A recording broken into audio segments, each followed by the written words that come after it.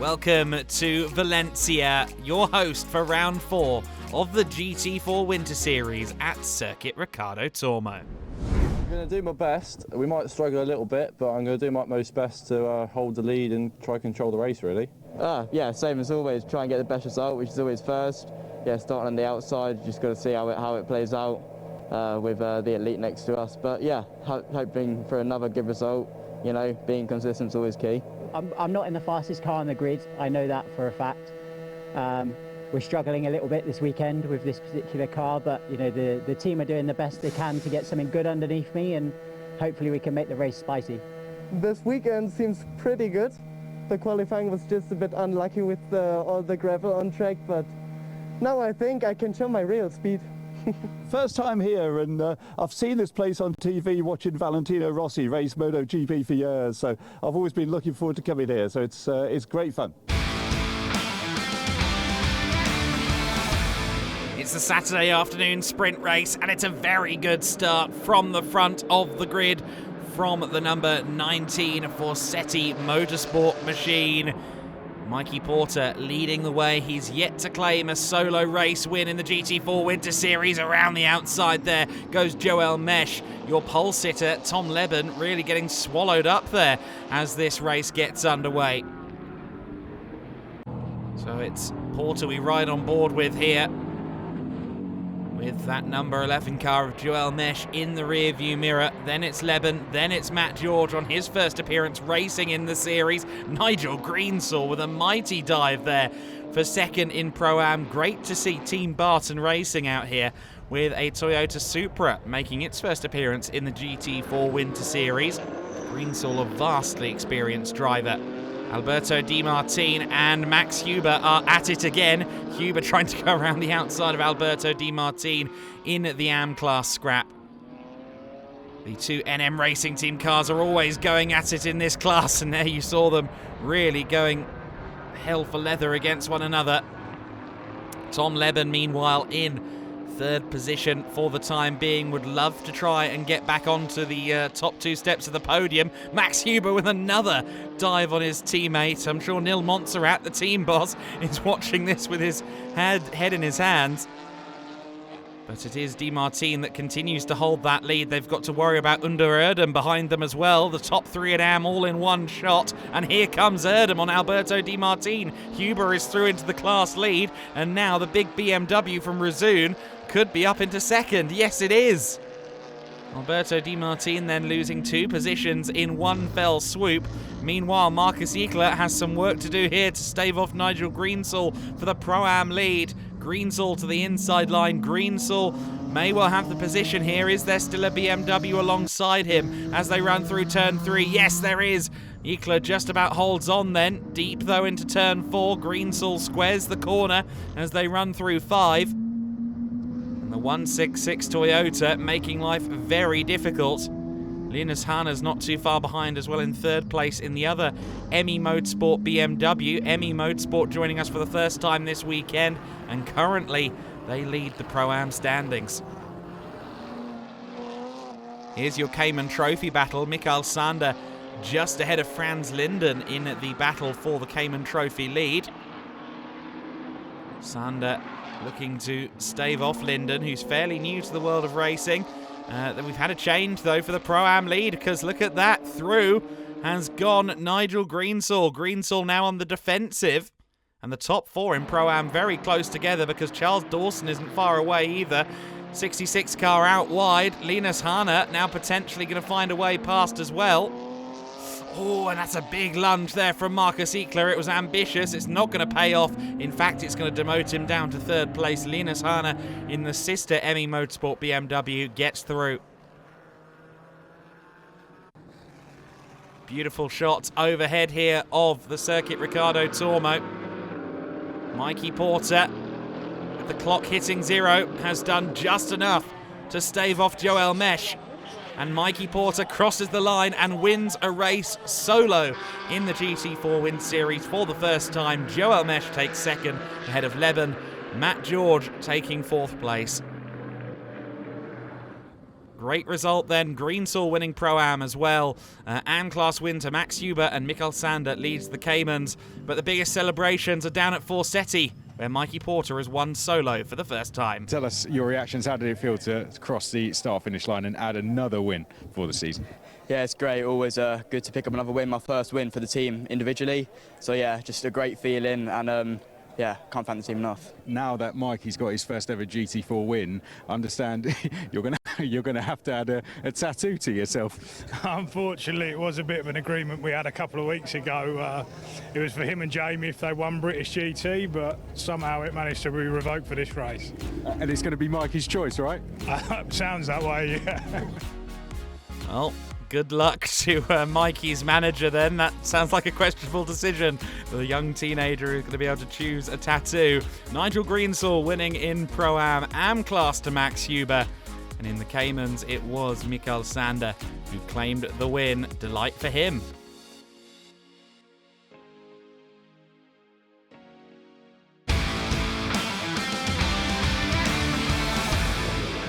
Race 2 of the weekend, and it's Jamie Day this time that leads the field ahead of Marcel Marshavix. Oh, and contact between Zach Meakin and Mikey Porter. Mikey Porter, who's driving both Forsetti cars this weekend, has unfortunately been tagged at turn 1. He's going to have to work his way through the field from the rear then.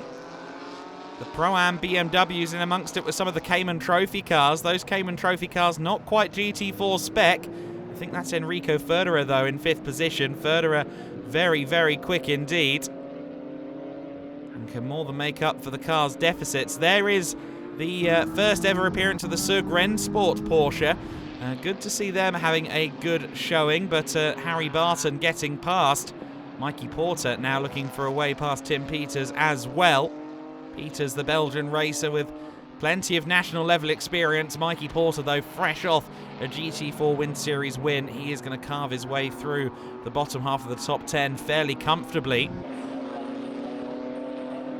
Here is Porter again, now going past the AM Class leader, Alberto Di Martin. Next target then is Harry Barton. So Porter working his way up there into the overall positions. There is Franz Linden once again having a good scrap there with Max Huber. The 660 car on the move. Oh, and Huber with a spin. Max Huber with a rare error. We've seen him be quick and consistent this year, but that was a foot wrong, certainly. Under Erdem tapping the rear of Tim Peters as the battle for second in AM starts to intensify. Under maybe running out of patience a little bit here. He dives to the inside at turn 8. That is certainly a bold move. Who's going to get the better of this? It looks as though the Porsche has the power. Yes. So still Tim just about ahead of Under Erdem. Erdem to the inside at turn 11. Very uncompromising move. And he's managed to make it stick. Or has he? Yes, he has. He stays ahead.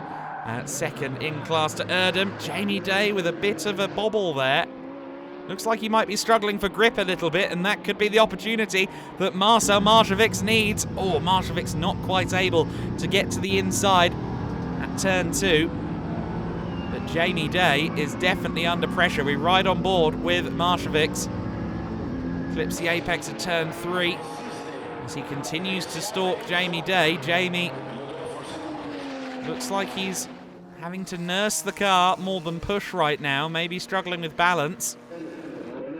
And here is the Pro-Am class battle. Emil Yerdrum getting past for the Pro-Am lead by Philip Viskirchen. So Viskirchen gets past Yerdrum in the CV Performance Mercedes. Yerdrum trying to get back to the inside line on the ME Performance BMW. It's a drag race through turn 3. Who's going to be leading Pro-Am when they get to turn 4? It is Philip Viskirchen. Oh, but a bit of a sideways moment there for the 66 car. Emil Yerdrum fighting him every inch of the way, but I think Viskirchen has done enough there. Again, right on board with Marshavix as Jamie Day continues to control this race, but again, that car not looking all the way settled in the hands of the Emirati flag driver.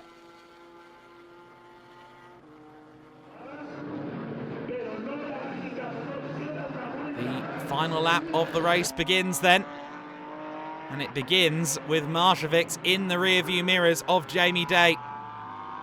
Round the outside at turn 2, tries to cut back in for a run at 3. Of course, you want the inside line for turn 4 to try and make a move there. Jamie will be driving through the mirrors, just trying to stave this one off for he and his championship hopes. Into turn 5. Marshevix puts the power down. Good run out of turn 6. That could be the opportunity he needs. It looks like he's going to be on the outside line, though, for turn 8. They approach the corner as one. Marshevix tries to carry the speed around the outside. Oh, Jamie there with a bit of a bobble, and he pushes the number 11 car off onto the gravel just slightly there. He had the corner, and Marshevix was never going to be given any space that he wasn't owed. Oh, but Jamie Day wide at the last corner. It's going to be a drag race to the line, but I think Jamie's just about done enough. It is going to be a win for Jamie Day, but the heart firmly in the mouth of the young racer. He wins ahead of Marcel Marshevix by just over 1/10 of a second. Zach Meakin taking 3rd place there. Very, very close run stuff there in the GT4 Winter Series. Goodness me. A great result then for Jamie Day, securing a win once again. Well, that was a very close one at the end. Talk us through that last lap, Jamie. Yeah, it was hard, obviously. A lot of pressure from the Schnitzelam guys. They did a good job and they pushed me all the way to the end. And yeah, it was hard, and it was nice to have a bit of a battle at the end then. Great result then for Jamie Day. He wins the Pro Class and the overall podium. Pro-Am honours going to Philip Viskirchen. Great result for that youngster. In the AM class, Alberto Di Martin does it again. And in the Caymans, no one could best Enrico Ferderer, the young hot shoe from SR Motorsport.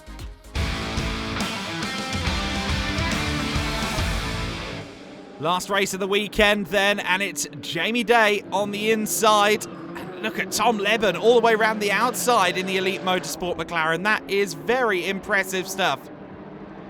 He gets to the front of the order then, ahead of Mikey Porter, actually, I believe that is, in the number 19 car. Mikey will be driving both cars, both Fassetti machines, across the race distance. Oh, but contact there with the 85 car. That was Charles Dawson being rather rudely nudged there by Tommy Rackle, and that has damaged the rear of the 85. It is indeed Mikey Porter in 2nd place in the 19 car. Matt George in the number 7 that Mikey will take over later on. Joel Mesh getting a bit too close there and gesticulating towards Matt George as he tries to find his way past the 2nd Forsetti car. The AM class Cayman of Christian Cohen in amongst it with Max Huber for 2nd in the AM class. The Cayman Trophy cars, of course, in a separate category, but getting involved in the scraps as well. Mikael Sander there losing out to Alberto Di Martin. Some great battling here further back. Great to see the Cayman Trophy guys getting in amongst it with the AM class battle. That is your top 3 in AM in one shot. The Surg Rennsport Porsche being sandwiched by NM Racing Team Mercedes AMGs. It's Di Martin from Kuhn from Max Huber, your top 3. Look at Huber around the outside. He's maybe got the inside for turn 4. No, not quite close enough to the back of the Porsche, but look at that from Cohen. He dives to the inside of Alberto Di Martin, and Max Huber takes the opportunity to go past as well. Oh, but now Cohen drifting out wide, and that was going to allow Huber through into the AM class lead, so it's all going off further back in the order.